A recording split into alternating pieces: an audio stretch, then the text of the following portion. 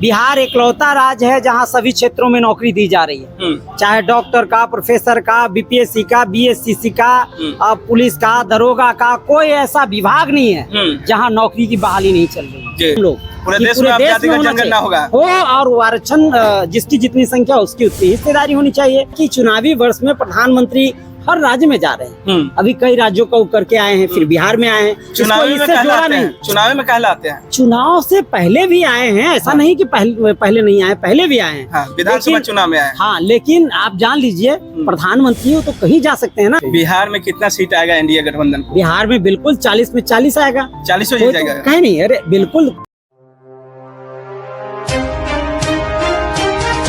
नमस्कार, मैं हूं विद्रोही और आप देख रहे हैं डी पीपुल वॉइस। अभी हमारे साथ जदयू के प्रदेश महासचिव हुलास माझी जी हैं।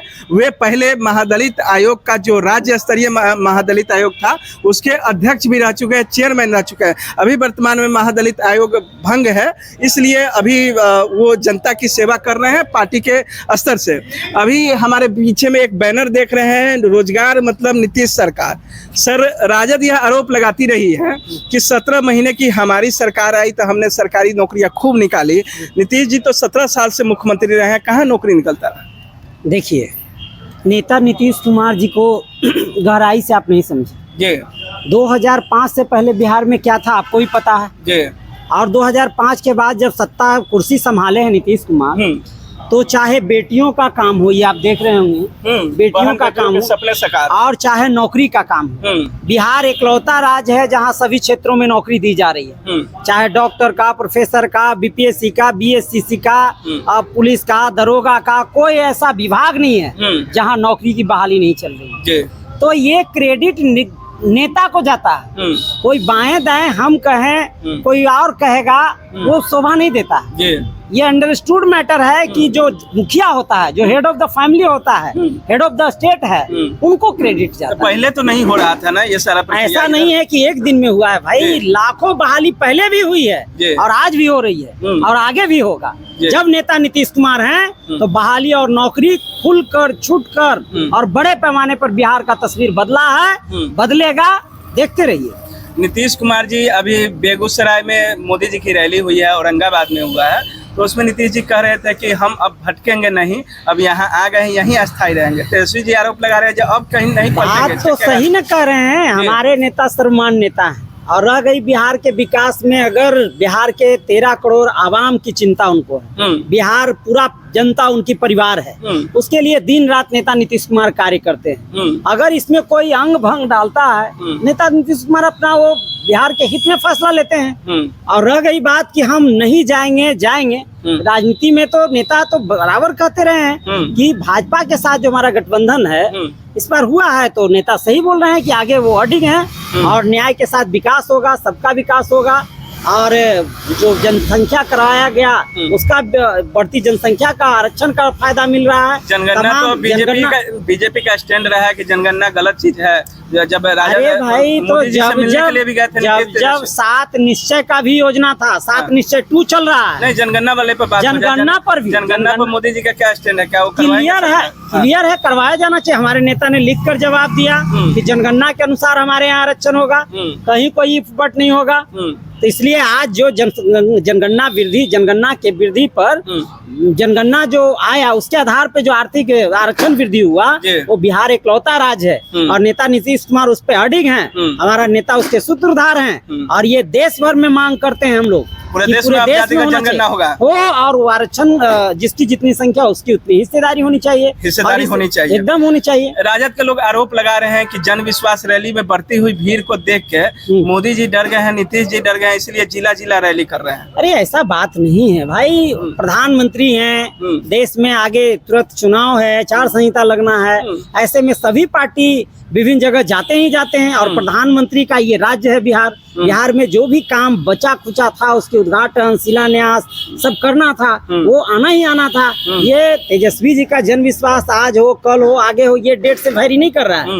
वैरी कर रहा है कि चुनावी वर्ष में प्रधानमंत्री हर राज्य में जा रहे हैं। अभी कई राज्यों को करके आए हैं, फिर बिहार में आए हैं। चुनावी में कहलाते हैं, चुनावी में कहलाते हैं। चुनाव से पहले भी आए हैं, ऐसा नहीं कि पहले नहीं आए, पहले भी आए हैं। हाँ, विधानसभा चुनाव में आए। हाँ, लेकिन आप जान लीजिए प्रधानमंत्री हो तो कहीं जा सकते हैं ना।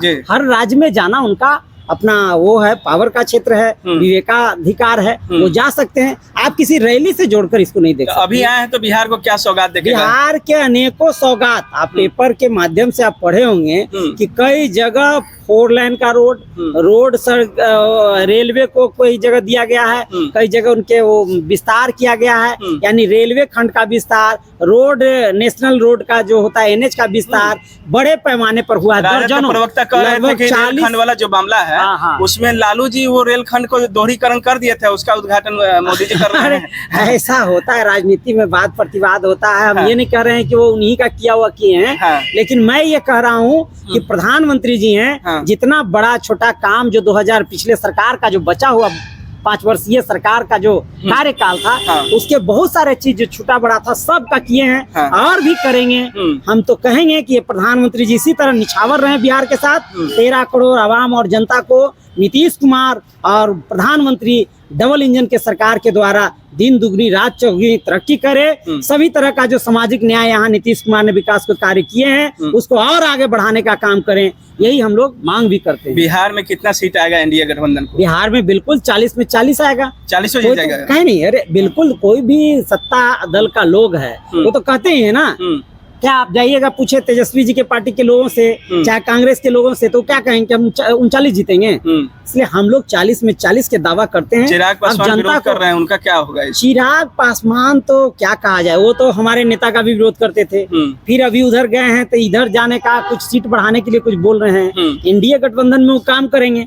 लोगों को देखिए, हम तो परिवारवाद वाले लोग का चलना चाहिए, परिवारवाद वाले लोगों को तो हम लोग नकारते भी हैं, लेकिन यहाँ तो ये है, अब मान लिया जाए नेता नीतीश कुमार जी अपने परिवार तो नहीं बढ़ाए, लेकिन वो परिवार के पुरोधा हैं। उन्होंने तो राजनीति जीवन में सीखा नहीं, देश दुनिया में फिल्म बनाए और हमारे ही नेता पे कुछ से कुछ बोलते रहते हैं। तो ये तो उनकी अपनी व्यक्तिगत चीज है, हम लोग कुछ नहीं कहेंगे। मैंने छोटी मुंह बड़ी बात नहीं करना चाहिए।